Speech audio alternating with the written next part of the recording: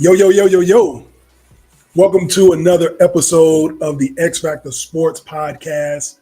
We are at episode 9 of season 3. I want to thank you guys for tuning in tonight. We got a great show. This is going to be the Super Bowl special everybody has been waiting for to see what we got to talk about with these two teams in Super Bowl 58. Before we get started, though, I want to apologize for last week's technical difficulties. I appreciate you guys for tuning in, and we got those all cleaned up, but you can still subscribe, like, share, and follow the X-Factor Sportz Podcast. We are on multiple platforms, YouTube, Facebook, TikTok, Twitter, and Instagram, and we are on over 10 audio sites, and that's thanks to you guys. So you can always check out the audio if you don't catch the video live on Wednesday nights. All right, so thank you guys for tuning in. So let's get into it. Before we get into the segments, as always, we got the quick news for you. So we're going to go with ladies first. All right. With women's college basketball, we are on a Caitlin Clark watch. All right.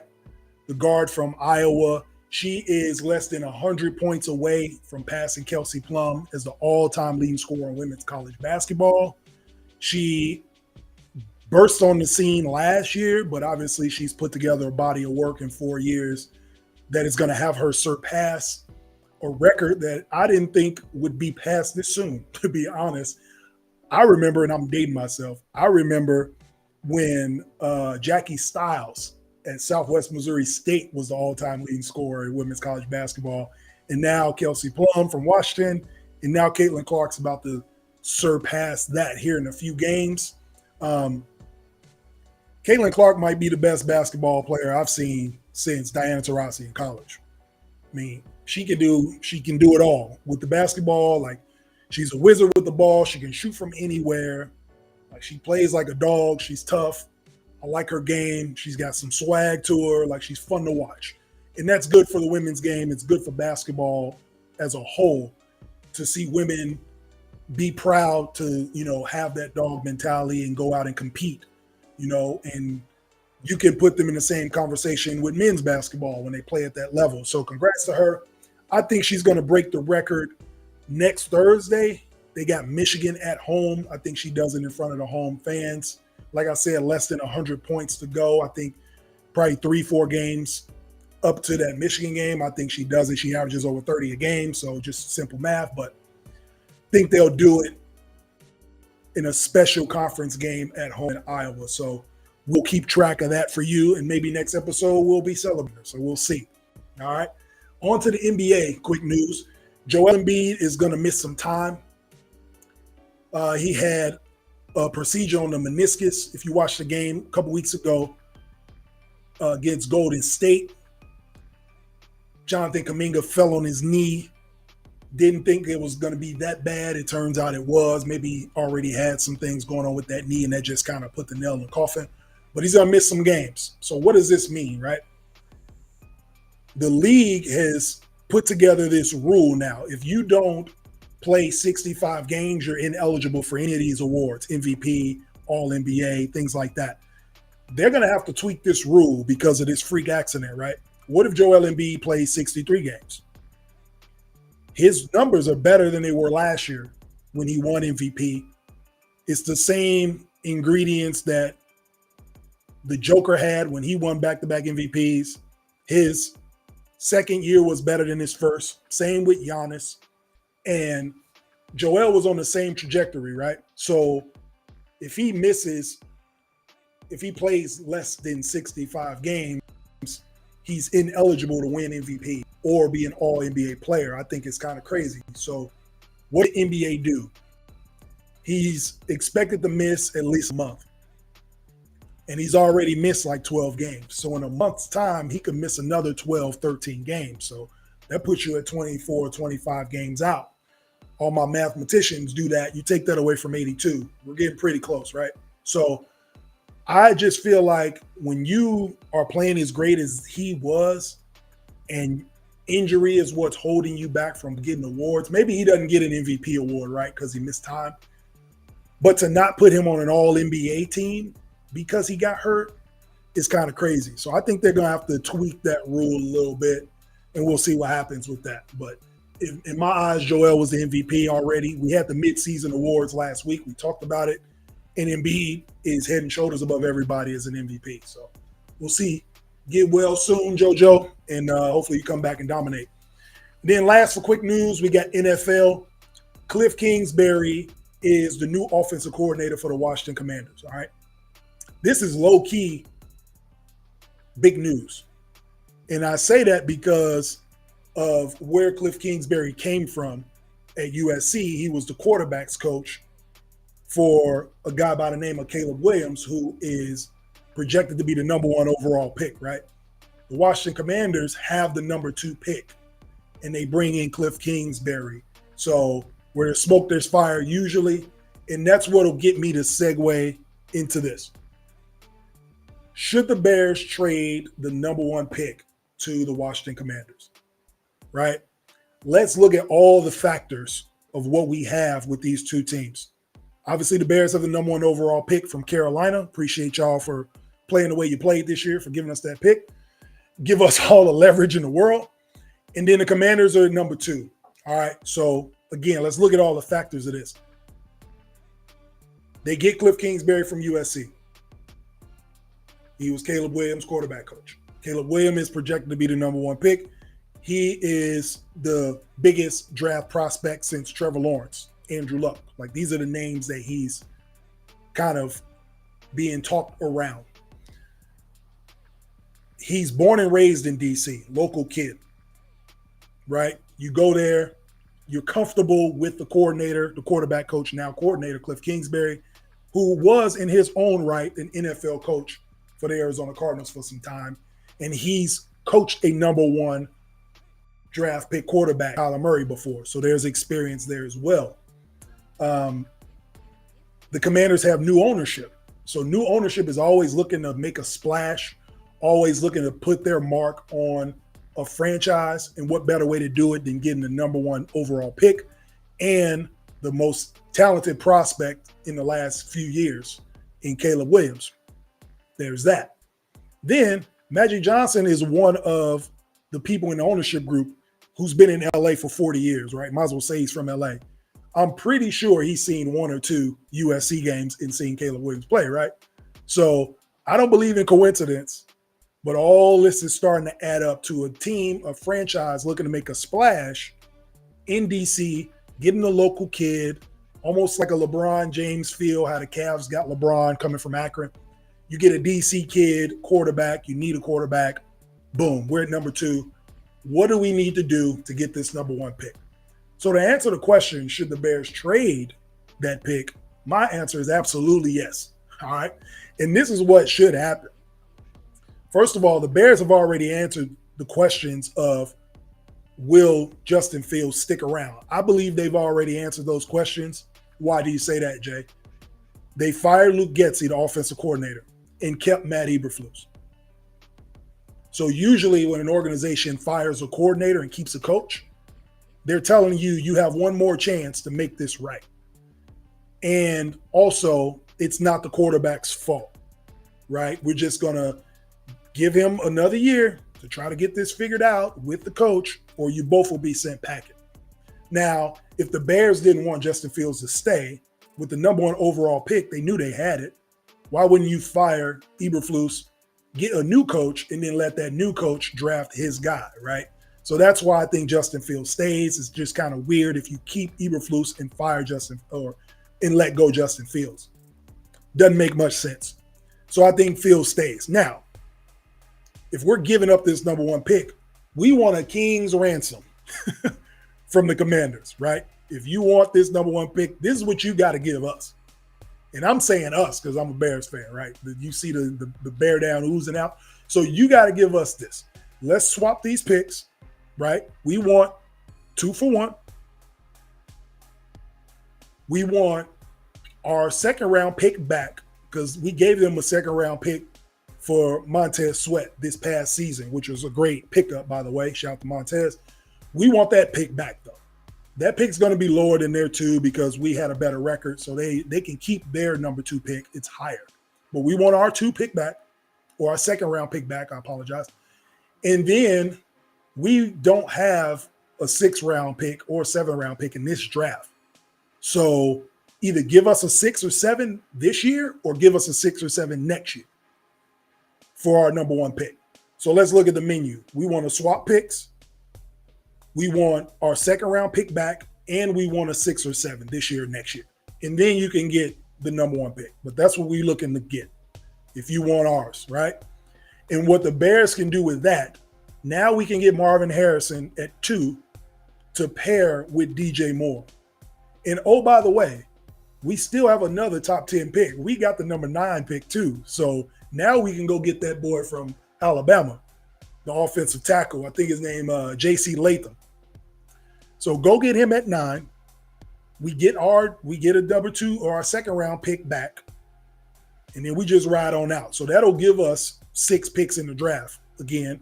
And with what Ryan Poles did last year was a great step in the right direction. We got that other offensive lineman from Tennessee.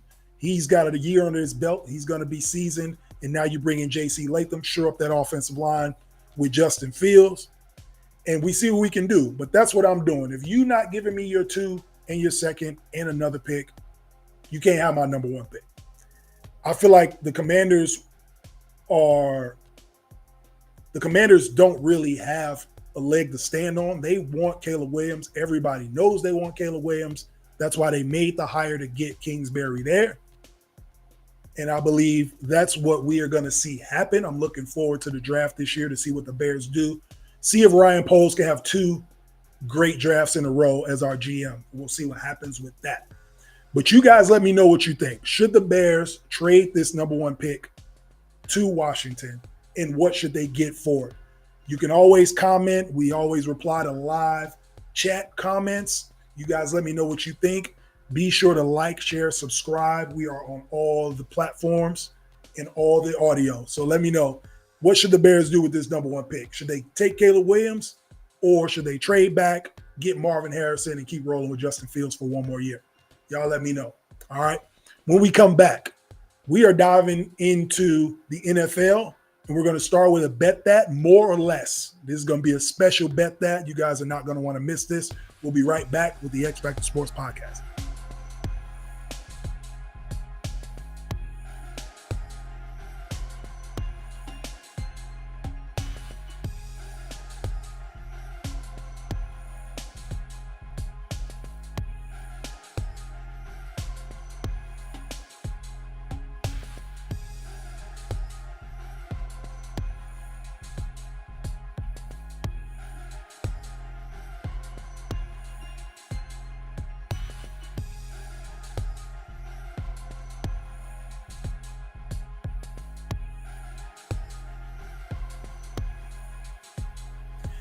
Yo, welcome back. I told you we are quick into these segments. This is an exciting episode. I'm glad y'all can tune in. Be sure to like, share, subscribe on all the platforms. Definitely subscribe on YouTube. You will get the notifications that the show is on live. You'll also see all the shorts. You'll see all of the things off of the episode and all the exclusive content. And also, if you can't ever catch the video live on Wednesday nights, you can always catch the audio. We are on Apple Podcasts. We are on Spotify, iHeartRadio, Google Podcasts, Amazon Music. Now we're on Samsung Podcasts. We're even on Pandora. So if you got a Pandora account, you can find the X-Factor Sportz Podcast there as well. So check us out, man. We're growing, and it's because of you guys. So thank you for helping us grow, all right? Now let's get into it. The segment we all love, Bet That, all right? We got a more or less segment of Bet That. And when we're done, after the show, we're going to start posting our images of the Bet That segment on social media, so that way you can copy that. And if you want to use those bets, be sure to use them. Remember, we're not a bookie. We're not a betting site. We just like to make picks, and we like to share them with y'all. This is a pick that I actually made, all right, on one of the sites I use. So I'm going to run through it. This week I did more or less, right? And I did 6 different categories and just chose if they would do more or less of these. All right, so let's get to it. For the Super Bowl, Patrick Mahomes passing for over 235 yards. I'm going to take less. All right. It has nothing to do with Patrick Mahomes or the way he's been playing. But I'm just looking at the history of it. He averages 230 yards passing in his career in the playoffs. And the Super Bowl, the stakes are the highest. Like, we are talking about two great defenses, a defense that's seen him before. And in this playoff in particular, he really hasn't went crazy. He hasn't thrown for 280, 290, anything like that. He's been around 230. So that's why I think they put that line at 235. But I'm going to take less. I think this is going to be a time of possession game. I think the Chiefs are going to want to run the ball a lot, and Mahomes will do what he's been doing all playoffs, making smart plays, not lose the game, and pick his spots. But I think he goes for under 235. All right. George Kittle. Will George Kittle get over 46.5 receiving yards? I'm saying he gets more. All right. Opposite of what Mahomes has been, George Kittle has made some noise in the playoffs. In this season in particular, he's a first-team All-Pro, tight end, and that's crazy to say with Travis Kelce still playing football. So Kelsey's having a hell of a year. Kittle's having a hell of a year. But it's 46.5 yards. I feel like with the attention you got to pay to Deebo Samuel, to Brandon Ayuk, to Christian McCaffrey, I feel like these third downs, you can dump the ball off to Kittle and he can get some yards after catch. That's kind of what the 49ers offense is predicated off of, some yards after catch. I can see Kittle getting 47 yards receiving in this game. So I'm going to say more. All right. The third one, never really hear us talk about kickers, right? But the Chiefs value their kicker, Harrison Butker. It's crazy because it seems like 20-yarders, Chiefs fans sweat more for those, but when he kicks the 50-yarders, they're like, that's a chip shot. He'll get that. So it's kind of crazy. But no, Butker's going to be good. Over 1.5 field goals made, I think he absolutely makes more. I think he can easily get 2 field goals. And these are extra points. These are not extra points or PATs. These are 3-point field goals. So I think that Harrison Butker can make 2 field goals. So I'm going to go ahead and lean on that for sure. I don't think that'll be a problem. He might do that in the first quarter. And then we get to Christian McCaffrey. I was surprised to even see this. To say that Christian McCaffrey was not going to score a touchdown, essentially when you say 0.5 rushing or receiving touchdowns, you're basically saying, do you think Christian McCaffrey is going to score? He had a streak of 17 straight games going back to last season of scoring a touchdown. He just has a nose for the goal line. I think Christian McCaffrey scores a touchdown. I mean, I don't think that's breaking news, right? Everybody knows who Christian McCaffrey is. I think he can get a touchdown, all right? That's not saying anybody's going to win or lose a game, but Christian McCaffrey in the end zone is almost a certainty, all right? So I'm going to say more than half, 0.5. And then we got Travis Kelce. Again, it's crazy. 7 receptions. It doesn't seem like a lot of catches. 7 catches is a lot of catches in a big game, right? And Kelce, I know he can roll out of bed and catch 7 passes. But in the Super Bowl, the 49ers are very aware, and everybody says this, right? You know Kelce's the number 1 guy. How the hell does he keep getting catches and touchdowns? But when you got linebackers like Dre Greenlaw and Fred Warner, they understand that Travis Kelce can hurt them. This isn't to say that Travis Kelce won't score a touchdown or Travis Kelce won't get a lot of yards. This is receptions. I'm going to take less than 7 receptions for Kelce in this game. Now, he can still be effective. He can get 5 catches for 80 yards and a touchdown. That's a good game. But 7 receptions is a lot. That's telling me that Mahomes is going to be dependent on Kelce. He is going to be looking directly for him to make plays consistently throughout the game. And with those linebackers, I think their goal is to take Kelce away and make the Chiefs beat them with Valdez-Scantling, with Rashee Rice. Hell, they might need to get Kadarius Toney and they might need to activate Kadarius Toney at some point. But no, in all seriousness, I feel like the 49ers are very aware. They've played them in the Super Bowl before. With these guys, they're very aware of what Kelce's capable of, and they're going to try their hardest to eliminate it. I'm not saying it's an easy task. Kelce's one of the greats. And but I think he'll have less than 7 receptions in this game. And then last but not least, this seems like a gimme. It might not have been before the playoffs, but seeing what this kid has been doing this playoff run, when he gets into trouble, he's kind of athletic. I won't even say kind of. He's athletic. Seeing Brock Purdy move in the pocket, escape when he needs to. He kind of runs when he needs to, almost like a Patrick Mahomes. Like, you don't think Mahomes is very athletic, but when he's running downhill, he gets there pretty quick. And I saw a lot of that with Brock Purdy in the NFC Championship game against Detroit. And so the line here is 12.5 rushing yards. I think Brock Purdy can get 13 rushing yards in the game. There may be 2 scrambles, right? It may be a third and 8, and nobody's open, and he's got to get down the field to get a first down. It may be a 2-minute warning situation, or you know what I mean? So 2-minute drill situation, I can see him getting 13 yards. So I'm going to take more for Purdy to get 13 yards. And then if you get all those right, depending on how much money you throw down on it, might be a nice Super Bowl cash flow for you. So let's recap what we got for this segment, right? For all the viewers, if you can't see it, you can hear it. So Mahomes, we have him throwing for less than 235 yards. We got George Kittle receiving yards over 46.5. We got Harrison Butker going over 1.5 field goals made in the game. Then we got Christian McCaffrey getting over 0.5 touchdowns. So he will get at least 1. Kelsey, we got him less than 7 receptions in this game. And then we got Brock Purdy getting over 12.5 yards. So we'll see what that is. So field goals, like we talked about. Harrison Butker making the field goals. We're not talking about PATs. These are 3-point field goals that we will talk about. He will get at least 2 of those in the game, just to be clear. All right. You guys let me know what you think.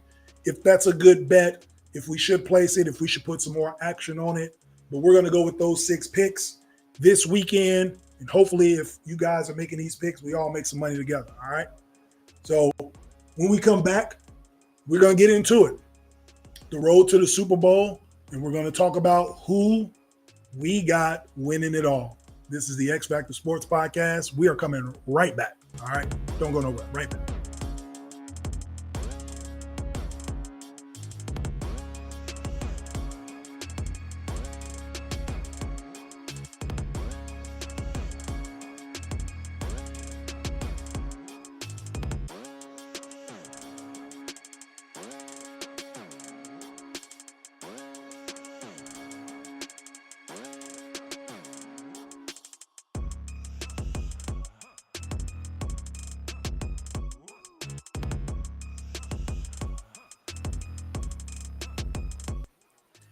Yo, welcome back. For the X-Factor Sportz Podcast fans, I want to thank you for tuning in as always. We're having a great time. This is a great show. We got football left and right. This is the episode we've all been waiting for, the Super Bowl special. So we're going to get right into it. The road to Super Bowl 58 and who wins it. All right. So let's start with the Chiefs in the AFC, their road to get to the Super Bowl. This is, if the Chiefs win the Super Bowl, this will be, I think, in the Mahomes era, this will be their greatest Super Bowl victory. And the reason I say that is because the road they have to travel throughout the regular season, let's just be honest, this hasn't been their best regular season, right? Since in this Mahomes era. The wide receiver situation, the drop passes. This is the best defense he's had, for sure. I don't think anybody disputes that. But offensively, they haven't really meshed well with the guys on the receiving side. But you've seen flashes of it. Like you see Rashid Rice as a rookie coming into his own. You see Isaiah Pacheco in his second year starting to understand the game, be more of a patient running back. So those types of things started coming together. Like they look like a veteran team that's been there before and like they were building towards something. Andy Reid had them building towards something. So then we get to the playoffs. They end up getting a 3 seed, so they don't have home field advantage if they have to play against the Bills or the Ravens, which they did. So they get the Dolphins. They got to go against Tyreek Hill, former player, former Super Bowl champ with this team at home in the coldest game of the year, right? The Chiefs have to play in this crazy game below zero. I think it was negative 27 on the field, something crazy like that. They have to win this game, right? They were favored to win it, I think, by most people, almost everybody except for Dolphins fans in that weather. So they win that game. And then from there on out, they are underdogs. They're even 2.5-point underdogs in the Super Bowl.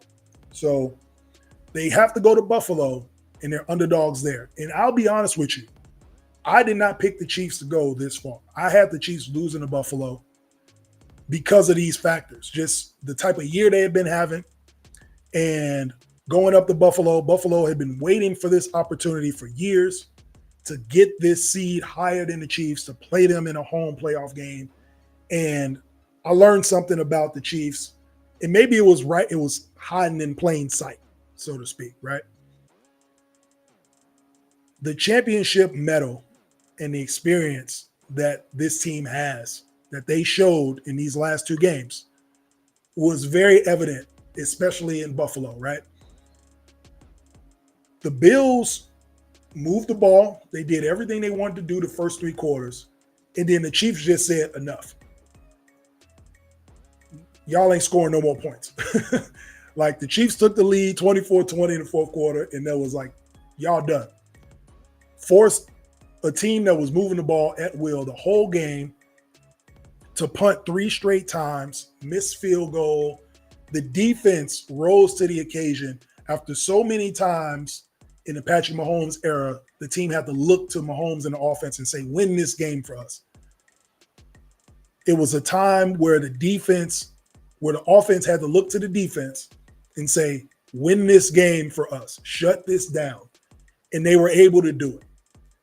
And the Chiefs move on. They beat Buffalo. And then now they have to go see the best team record-wise in the Baltimore Ravens in Baltimore. And again, I'm thinking Lamar's got the best offense he's ever had. He's an MVP. Like, they firing on all cylinders. I don't know if the Chiefs can do it. But then we see a different type of Patrick Mahomes. This is the Mahomes that is a mature, veteran champion Patrick Mahomes. The Chiefs did something different to the Ravens than what they did to the Bills. They made the Ravens lose their identity in that game. And we've all seen the game. We've probably all seen highlights of it already. The Chiefs come out, boom, boom. First 2 drives, score. They're up 14-0. The Ravens are the best running team in football. They completely abandoned who they were in the run game, right?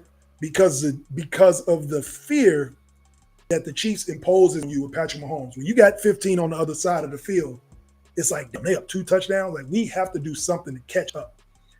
And the Ravens completely abandoned who they were. And they had Lamar Jackson throwing 20, 30-yard bombs on first down. It's like, this ain't who y'all are. This is not how y'all became the number 1 seed.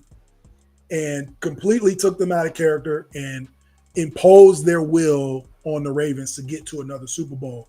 So it was just interesting to see how the Chiefs were going to get back to the Super Bowl after being underdogs, having a mediocre regular season to their standards.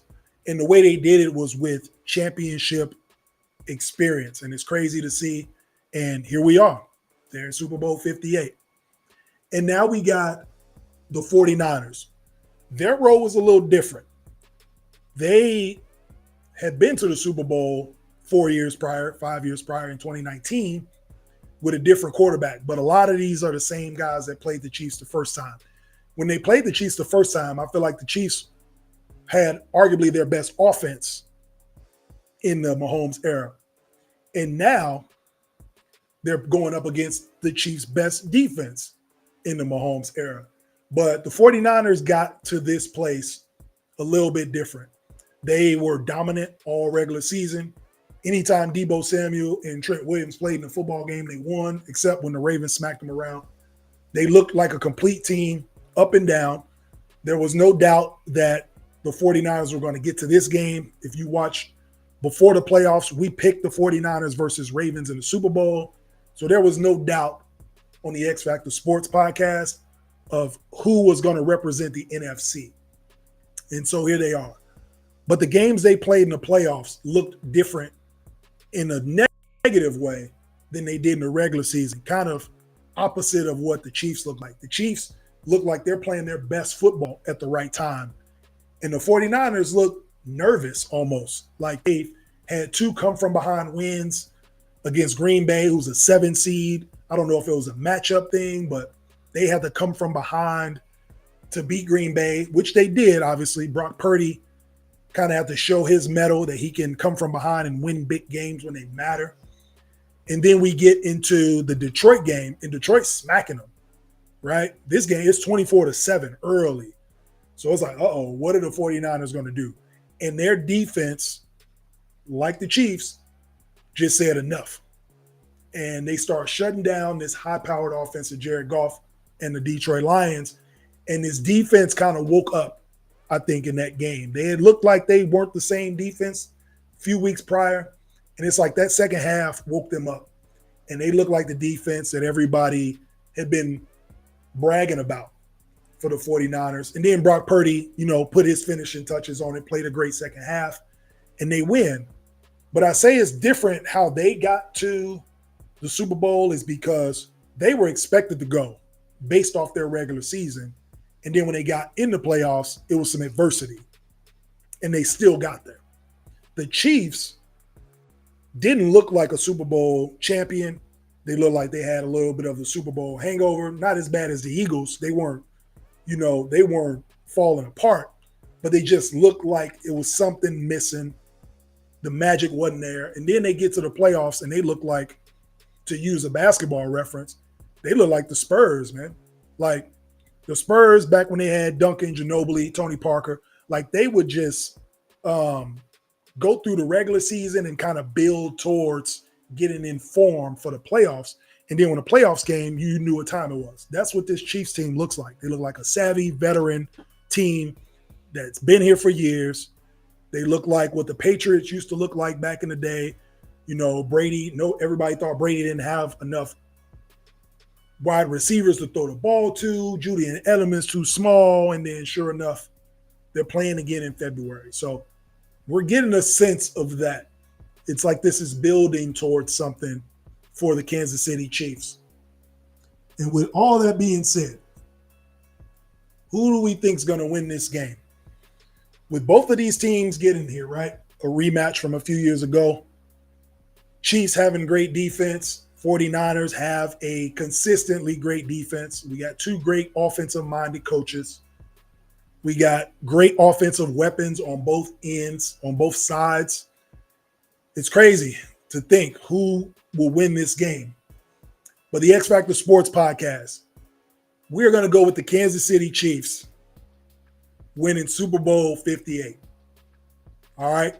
I think they win, and finally, we can call them a dynasty. All right? I've been on the edge with this for years. I'm like, they're a dynasty. They've been going to AFC Championship games. Yeah, let's see it happen back-to-back.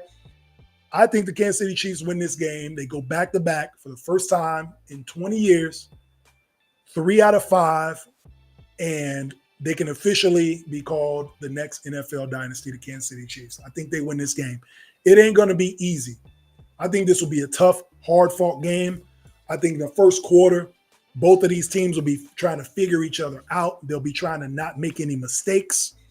So that's why I say Harrison Butker is definitely going to get 2 field goals. He might get them in the first quarter. I think this is going to be a possession game. Nobody's going to try to get overzealous. They're going to take the points. They're going to take what the defenses give them. I think they play a smart football game. But I think the fourth quarter, when it comes to winning time, if I'm going with winning time in a close game, I have to take Andy Reid Mahomes over Brock Purdy and Kyle Shanahan. So I feel like unless there's some turnovers, some crazy plays happen, I don't think the Chiefs lose this game. If Mahomes plays with the same formula he's been playing with this entire playoff, playing not to lose or, playing smart football, not losing the game, not turning the ball over, not making silly plays. I think it's tough to beat a team like that with the confidence. They've been there before. They understand the pace of the game. They understand that halftime is going to be longer than normal games will be. So all those little subtle nuances, I think they have the edge. And I think they're chasing history. And when you have a team that's been through the adversity they've been through this season and through these playoffs, and they're a away from history, I'm a big fan of history happening, seeing it. And I think the Kansas City Chiefs make history. So with these struggles, I think that they win the Super Bowl 27-23. I think we get a late fourth quarter touchdown by the Chiefs, being down 23-20. I think they score a fourth quarter TD and win this game, and the defense closes the door. So I'm going to say it like that. So for those who are paying attention, all playoff long, I know, I've been saying, man, the Chiefs ain't going to win the divisional round. The Chiefs ain't going to win the AFC Championship.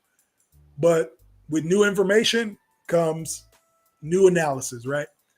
And like I said, they've just shown so much in this playoff, a different type of team with championship medal. And the goal of being a legit dynasty is right in their grasp. I just think they seize the moment. I don't think they run from it. And it's just a perfect way to book in a dynasty, the start of the dynasty by beating the 49ers, and to stamp yourself in history by beating the 49ers. I think it happens in a stadium that they're familiar with, nonetheless. It's in Vegas.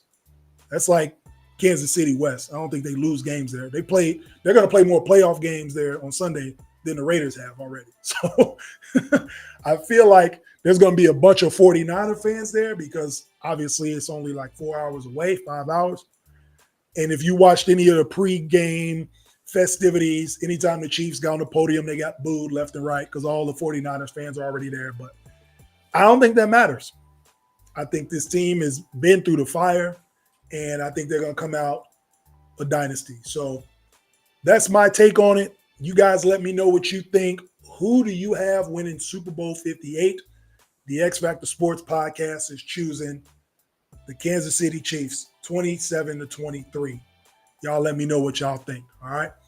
When we come back, we will get into our 2-minute warning. It's going to be a special one. It kind of segues off of what we just talked about, so you don't want to miss it. This is the X-Factor Sportz Podcast. We'll be right back.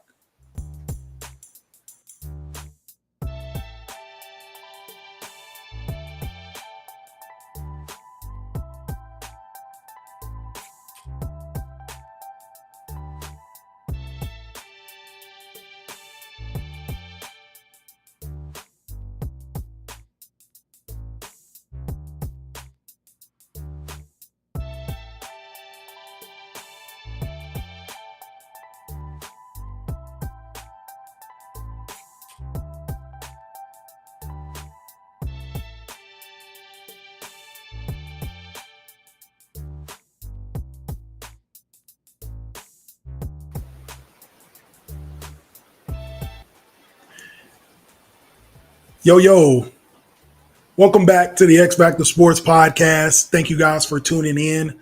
We are live on YouTube, Facebook, TikTok, Twitter, and Instagram. And then you can always catch the audio on Apple Podcasts, Spotify, Amazon Music, Google Podcasts, iHeartRadio, and now Pandora and Samsung Podcasts. So thank you guys for tuning in. We got our 2-minute warning. We're going to segue off of our pick in our NFL analysis in Super Bowl 58 and talk about being in the moment, right? This is the moment. So even in life, when you have these moments, both of these teams are fortunate to be in the Super Bowl. From what they went through, they earned it, but they're fortunate to be there. They are not promised to ever come back.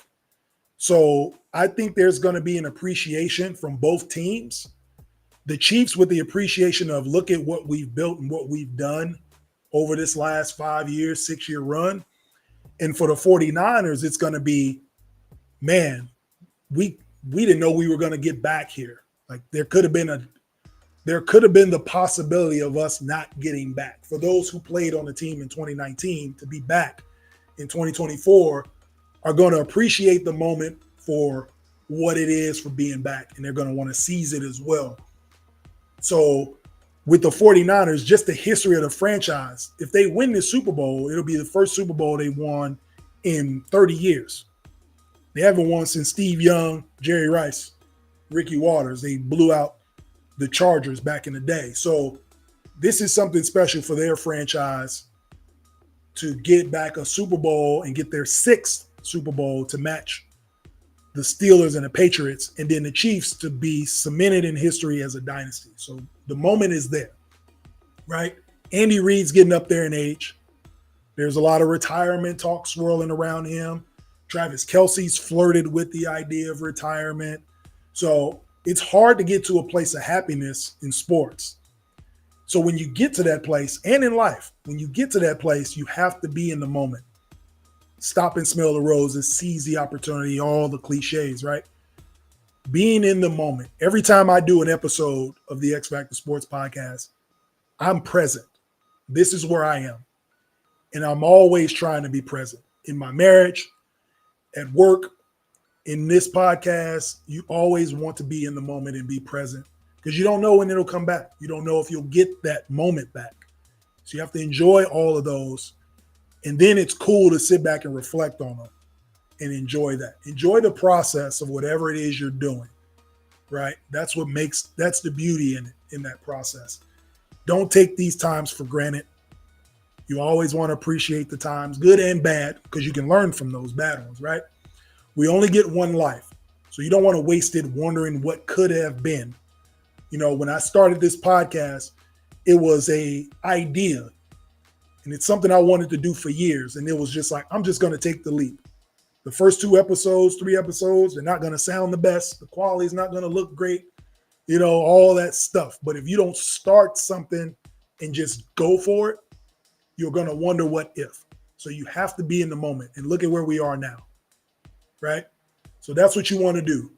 When you have a moment in your life that's worth enjoying, be it a birth of a child, your team winning a Super Bowl or NBA championship or World Series, any type of success in life, don't forget to be in the moment and enjoy it. All right. And that moment will be yours for all time. All right. I appreciate you guys for tuning in to the X-Factor Sportz Podcast, episode 9 of season 3, the Super Bowl special. Thank you guys for everybody that tuned in. Be sure to like, share, subscribe, and follow so you can catch all the episodes every week. Next week, we got another great episode. It's episode X, episode 10, baby. We got All-Star Weekend. We'll talk about who wins, East versus West. Will Caitlin Clark break the record? And then we got baseball around the corner. Kershaw and Altuve stay home. We'll get into all of that next week on the X-Factor Sportz Podcast. Peace.